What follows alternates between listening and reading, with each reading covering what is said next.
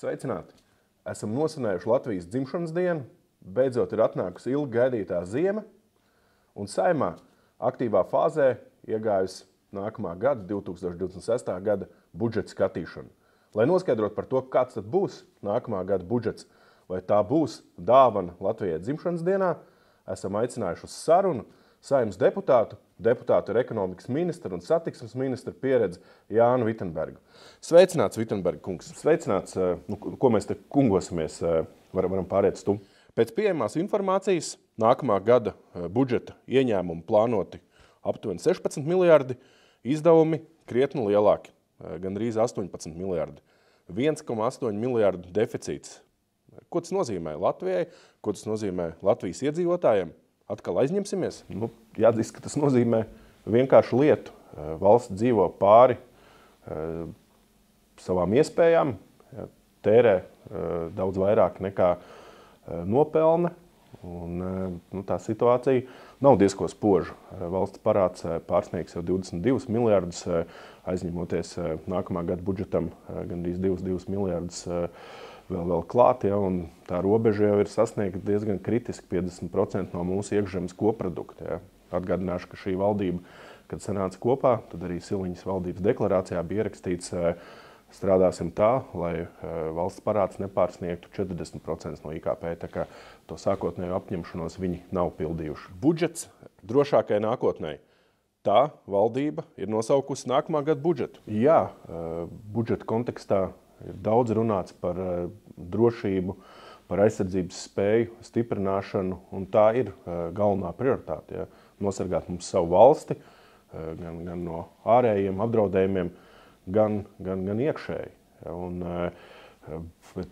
Ja drošība ir virzīta kā tāds galvenā prioritāte un iemesls, kādēļ Latvija ir spiesta aizņemties, ja, tad nav pieņemama situācija, ja, ka pēc mūsu aprēķiniem 4. daļa no šī aizņēmuma tikai tiks novirzīta aizsardzības spējas stiprināšanai, un uz jautājumu, kur tad paliks pārējie aizņemtie līdzekļi, to nevar atbildēt neviens. Tie pazūd kaut kur budžeta kopējā katlā kā baltā krāsa, kad pavasarī nokos sniegs. Kā? Bet aizsardzība taču tiek minēta kā galvenā šī budžeta prioritāte.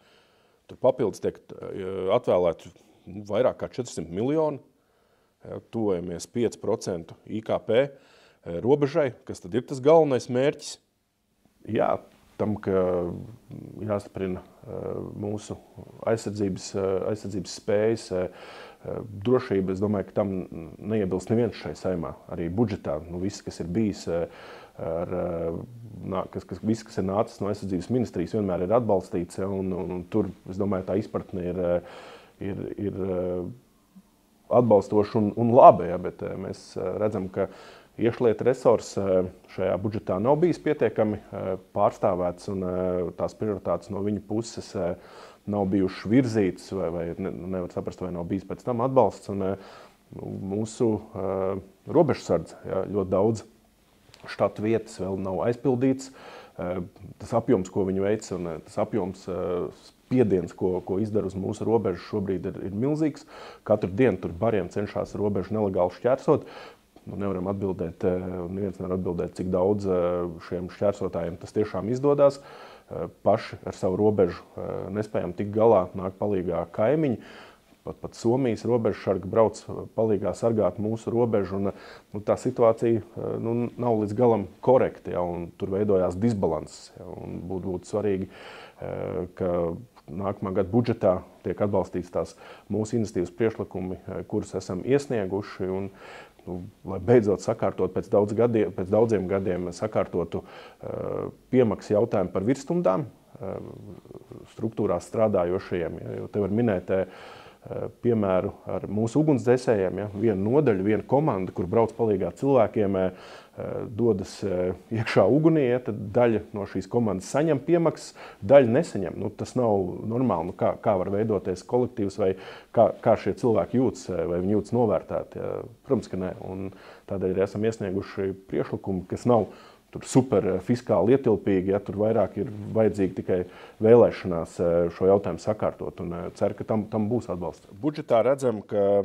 arī demogrāfijas pasākumiem ir pieaugums, palielināts gan bērnu piedzimšanas pabalsts, gan bērnu kopšanas pabalsts, tad tie kāpumi ir ievērojami un jāatzīst, ka arī sen gaidīti. Jā, šī iniciatīva ir atbalstām un cepuru nost labklājības ministram, ka viņš ir panācis, lai te pieaugtu atbalsts ģimenēm, un tas ir pareizais virziens, kurā iet, un mēs būtu gatavi piepalīdzēt vēl vairāk, lai tik novērsta tā diskriminācija, kāda šobrīd ir pret jaunajām māmiņām, un ģimeni kopumā ar mazuļu ienākšanu ģimenē, ienākumi samazinās, bet izdevumi stipri pieaug, un kamēr mēs nenovērsīsim šo nepilnību, ir naivi cerēt, ka atrisināsim šo demografisko bedri, kādā esam nokļuvuši. Un situācija jau jāskatās plašāk.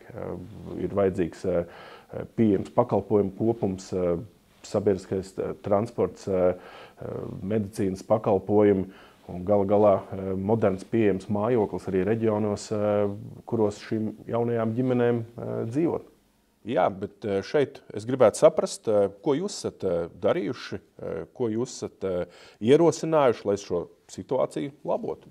Laikā, kad vadīja ekonomikas ministriju, dodoties reģionālajās vizītēs uz dažādām pašvaldībām, un visās kā vienā, gan pašvaldības pārstāvu uzņēmēji, vietēji iedzīvotāji norādīja, ka nav īsti kur dzīvot. Ir tikai padomu laikā būvēt šie mājokļi, privātie mājokļi, bet nekā jauna uzbūvēt nav. Un tikai pāris mājas ārpus Rīgas, ārpus Pierīgas ir bijušas 30 gadu laikā uzbūvēts. Un tādēļ radījām programmu zem izmaksu īres mājokļu būvniecībai reģionos, īpaši ar uzsvaru uz reģioniem. Un tā interese bijusi milzīga. Tur bija sākumā skepsis, kas tad būvēs, kam to vajag, bet gandrīz 500 mājokļi ir jau uzbūvēti vai tiek būvēti.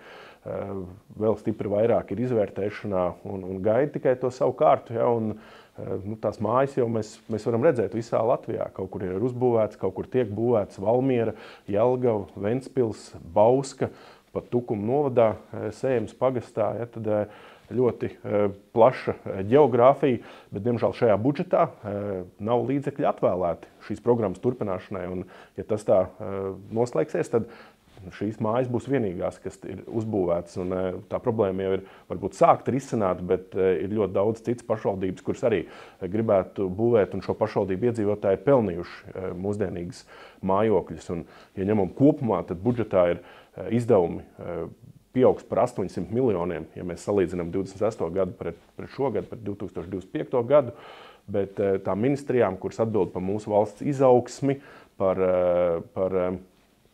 attīstību, tur šie budžeta līdzekļi ir ievērojami samazinājušies. Un, man liekas, ka ir naivi cerēt uz valsts izaugsmi, ja mēs neatbalstam šīs ministrijas un šādu tipu programmas. Vakar tieši dēļ samazinātā finansējuma satiksmes ministrijai, pasažieru pārvadājumiem reģionos, satiksmes ministrs Švinka bija spiests pakot koferus. Tikai pāris balss pietrūka, lai viņš demisionētu. Kā jūs šo situāciju skatāties? Vai tiešām tā ir, ka satiksmes ministrija turpmākos gadus saskarsies ar lielākām problēmām, tiks samazināts finansējums svarīgiem pakalpojumiem, kurus cilvēki ikdienā saņem? Jā, šī koalīcija nebeidz pārsteigt. Ja, tad atsevišķi deputāti balsoja par savas koalīcijas ministra nomaiņu. Tas, es domāju, ir raksturojums arī Švinkas kungas darbam. Tad šeit jautājums aktuāls, kas tad nāk Švinkas vietā atkal Briškens vai kāds cits spīdeklis no progresīviem. Bet jā, kopumā situācija nav laba. No nākamā gada 1. janvāra visā Latvijā tiktu nogriezti šie, jāsaka, šobrīd tiks nogriezti 16% no autobusu reisiem, no to intensitātes. Un to varēs just visā Latvijas teritorijā, visos novados. Kaut kur reisi vispār tiks slēgti, kaut kur samazināt izpildes dienas, izpildes laiki. Un kāds tas ir signāls, ko mēs raidam mūsu reģionu iedzīvotājiem. Es negribētu, ka mūsu saruna pāriet tādā gultnē viss slikti. Gribētu saprast šeit tos apsvērumus, kādēļ tāds lēmums no Švinkas kunga puses, kāpēc tiks samazināti šie autobusu pārvadājumi. Šis demisijas pieprasījums ir acīm redzot pamatots, jo ministrs nav spējis pārliecināt kolēģis valdībā, finanšu ministru, un lauka iedzīvotājiem nebūs iespējams aizkļūt līdz pilsētas centram, lai saņemtu, aizbraukt uz vizīti pie ārsta, vai aizvest bērnus uz dārziņu, vai aizbraukt pašu uz darbu. Nav īsti līdz galam skaidrs. Ir tāda klusēšana varbūt no Švinkas kunga puses. Ir kā ir, situācija ir smaga, jā, es zinu, ka nav labi, bet tas jau nevienam nepalīdz. Jā, bet ko tu piedāvā? Šeit ir vienkārši valsts pienākums ir nodrošināt cilvēkiem šo funkciju, iespēju nokļūt līdz vietai, kur viņš dzīvo, kur ir izvēlējies dzīvot, jo pretējā gadījumā valdība šobrīd raida signālu mūsu reģionu iedzīvotājiem, vai nu pārvācies, vai paliec mājās. Vēl viena ļoti svarīga joma satiksmes ministrijas pāraudzībā – ceļi, to stāvoklis, kas šeit gaidāms nākamajos gados īpaši svarīgs jautājums reģioniem. Man ar ceļiem viss ir kārtībā, bet kas gaidāms valsts mērogā? Normāls infrastruktūras pieejamība, tā ir pamatlieta, ko iedzīvotājs sagaida no valsts, ko viņi arī prasa. Satiksmes ministrijā katru nedēļu saņēmām vēstules ar problēmu aprakstiem, ar iedzīvotāju parakstiem no visas Latvijas. Forši, ka izdevās ieviest programmu, ar kuras palīdzību iespējams bija reģionos sakārtot, uzklāt melno segumu no dažādiem pagastu centriem līdz novada centriem. Tas bija tāds solīts, nerealizēts parāds pret mūsu valsts iedzīvotājiem. Šī programma uzsāka savu darbu, tā bija veiksmīga. Ir žēl, ka tā netiek tādos apjomos šobrīd vairs turpināt. Arī iepriekšējā budžetā, kad skatījām, mums bija virkni priekšlikumu par dažādiem reģionu ceļiem, kur iedzīvotāji bija vērsušies. Mēs zinājām to aktualitāti. Pozitīvi, ka no pagājušā gada priekšlikumiem šobrīd tiek būvēts posms Talsa-Roja, kur šīs puses iedzīvotājs zina, par ko es runāju. Arī Bauska, Bārbele, tā sauktais Zemgales jostas ceļš, arī ļoti ilgi gaidīts. Pēc tās vēlmes arī nogriezt līdzekļus, nepiešķirt šim ceļu posmam, bija iedzīvotāji tāds milzīgs, apjomīgs protests, un izdevās panākt, ka arī šis ceļu posms jau pavasarī tiks sakārtots Priekula, Lietuvas robežu, arī tur pamatīgi redeli, un arī tas ceļu posms tiks sakārtots, bet vēl ir ļoti daudzi ceļu posmi, kuriem ir gatavi būvprojekti, tos varētu uzsākt būvēt jau kaut rīt, bet pretī satiksmes ministrs nav panācis šos līdzekļus, jo tuvākajos gados ceļiem ir paredzēts, ka nauda samazināsies, un esam iesnieguši arī šī gada budžetā, un aktīvi par to kāpsim, aizstāvēsim, debatēsim, un ceļu posms Zemīte, Kandava, Vecā Talša šoseja, Aknīste, Lietuvas robeža, no Jēkabpils pusē, no Zasas, Slatas, tālāk arī uz Bebreni. Tā kā ļoti daudz ceļu posmu, kur vēl jāsavada kārtībā, un katru gadu vajadzētu uzstādīt to mērķi, ka dažādi posmi tiek sakārtot. Mēģināsim paspiest ministru, būt aktīvi, lai arī nākamajā gadā kādi jauni projekti varētu tikt realizēti. Tev ir viens ļoti interesants priekšlikums par akcīzes likmi samazināšanu degvielai, atlaides piemērošanu mūsu operatīviem dienestiem, ātrējai palīdzībai, policijai, ugunsdzēsējiem. Kādēļ šāds priekšlikums ir taps? Tā sistēma jau ir, tas nav nekas jauns. Šobrīd akcīzes nodokļu likmes atlaides tiek piemērotas mūsu lauksaimniekiem. Kādēļ, lai mēs to neatiecinātu arī uz mūsu operatīviem dienestiem? Ātrā palīdzība, ugunsdzēsēji, policija, tie ir dienesti, kurus mēs gaidām, ka viņi atbrauks palīgā tad, kad mums būs nelaime, lai mums palīdzētu, spēs rēģēt ātri. Šobrīd šīm institūcijām ir problēmas ar budžetu, un ja degvielas cenas kāpj, tad būtu tikai loģiski, ka no valsts puses būtu atbalsts šīs svarīgi kritiski lielas izdevuma pozīcijas sekšanai vai daļējiem atbalstam. Tā situācija ir visai absurda. Šobrīd valsts piešķir finansējumu mūsu dienestiem, bet ar otru roku hops, to naudiņu, ko ir piešķīrusi, caur nodokļiem paņem atpakaļ. Es tev piekrītu. Sanāk tāda absurda situācija.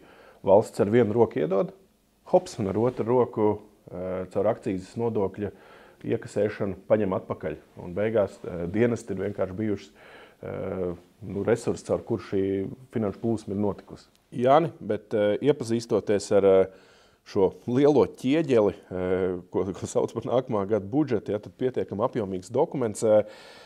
Es redzu, ka ir viens salīdzinoši neliels priekšlikums no tavas puses, 58,000 Lestenes muzeja ekspozīcijas izveidēji.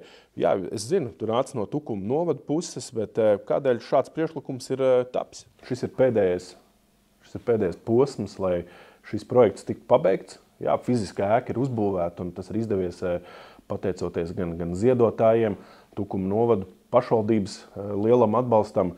Valsts ir nākusi palīgā, aizsardzības ministrija ir piešķīrusi līdzekļus. Tā kā, tur viss ir sanākuši kopā, lai varētu izveidot vietu, kur mēs varētu atcerēties, pieminēt mūsu varoņus, kur mēs varētu stāstīt mūsu valsts vēsturi, īpaši jauniešiem. Un, lai to darītu, ekspozīcijai ir jābūt modernai, mūsdienīgai.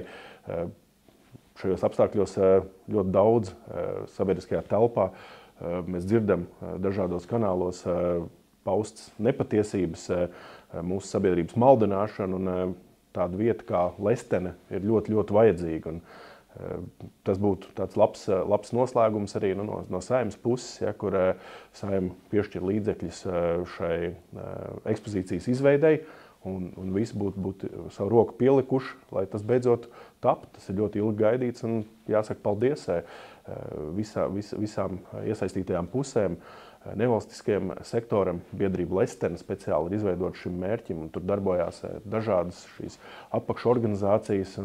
Priekšlikums tiešām nav liels, un šis būtu viens no tiem priekšlikumiem, kuru es ceru kolēģi atbalstīs. Sabiedrībā bija liela neizpratne un plašas diskusijas par Klimata enerģētikas ministrijas piedāvājumu paaugstināt dabas resursu nodokli par 25% smiltī un grantī un 500% kūdrai, kas ir ievērojams cenu lēciens. Tu atbalsti šādu nodokļu palielinājumu šiem mūsu valstī svarīgajiem resursiem? Protams, es neatbalstu šo piedāvājumu. Tas, kā Klimata enerģētikas ministrija komisijā pamatoja šādu priekšlikumu virzību, tas ir zem katras kritikas. Tad smilti granti, mēs iegūstot pa daudz šeit, un ar nodokļu paaugstināšanu tad vairs šo resursu tik daudz neizmantos, bet kā gan mēs kaut ko varam uzbūvēt, kā var attīstīties šī valsts, ja neizmantojam to, kas mums šeit uz vietas ir. Galveno izēvielu vispār būvniecībai, gan ēku būvniecībai, gan ceļu būvei. Un esam iesnieguši priekšlikumu, neaiztiekam dabas resursu nodokli, atstājam to situāciju, kāda viņa ir šobrīd. Par kūdru vispār paaugstināšot nodokļu, lai mazāk eksportē. Tas ir pret kaut kādu vispār ekonomisko loģiku. Ja? Mēs gribam, lai vairāk eksportē, un tā nozare ir strauji attīstījusies. Ja kādreiz vienkārši eksportēja beram kūdru, tad tagad jau tiek veidot dažādi maisījumi, un tā ir svarīga nozare mūsu reģionos. Un to var just, ka ik pa brīdim to kūdru cenšas pataisīt melnāku nekā šī nozare ir. Ja? Un es domāju, ka te arī būs tāda spraigas debatas, un mēs būsim aktīvi kā nātrīs, lai šo situāciju nepieļautu. Jāni, noslēgumā, kā tu pats jūti? Šobrīd nevar saprast arī tās attiecības koalīcijas iekšienē, vai ir iespējams, ka jūsu priekšlikumus kaut daļu no tiem budžeta skatīšanā atbalsta, vai koalīcija kā ceļrullis pārrullēs pāri un visi, kas nāk no opozīcijas priekšlikuma, tiks noraidīti. Kāda varētu būt tā situācija? Vai izdosies uzlabot nākamā gada budžetu? Šis ir labs jautājums, un ir ieguldīts liels darbs, lai sagatavotu šos priekšlikumus.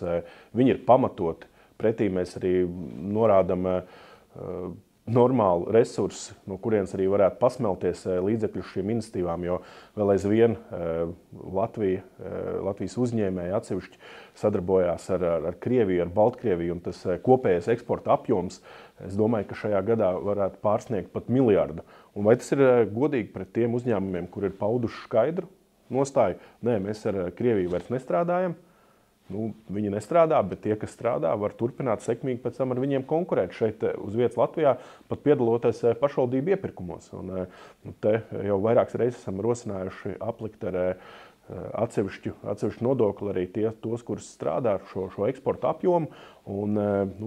Es domāju, ka tur neviens baigi arī necies no tā, jo Latvija ir kļuvusi par alkoholu lielvalstu eksporta ziņā. Ja, eksportējam šampanieti, vīnus, stipros dzērienus, viskijas, rumus. Ja, esam kļuvusi valsts, ar kuras rokām tiek paveikts tas melnais darbs. Ja, un visa Eiropa izmanto mūs kā valsts, ar kuru šos produktus tālāk tirgot. Un pretī tas, ko mēs spējam panākt, ievērojam uzlabot šo budžetu, ja, lai spētu iedzīvotājiem nodrošināt tos ikdienas pakalpojumus, lai nesamazinātos to pieejamību, lai cilvēki varētu dzīvot reģionos, lai viņi spētu nokļūt uz darbu, lai būtu kvalitīvi ceļu segumi, ja, pa kuriem ikdienā arī braukt, jaunajām ģimenēm dzīvot. Tā kā kopīgs pakalpojumu grosis, ja, kur ar šiem priekšlikumiem mēs spētu sakārtot un nodrošināt. Un galā arī veicināt mūsu iekšējo drošību, jo tad, kad tas vairāk iedzīvotājiem vajadzīgs, lai mūsu dienesti būtu motivēti un viņi spētu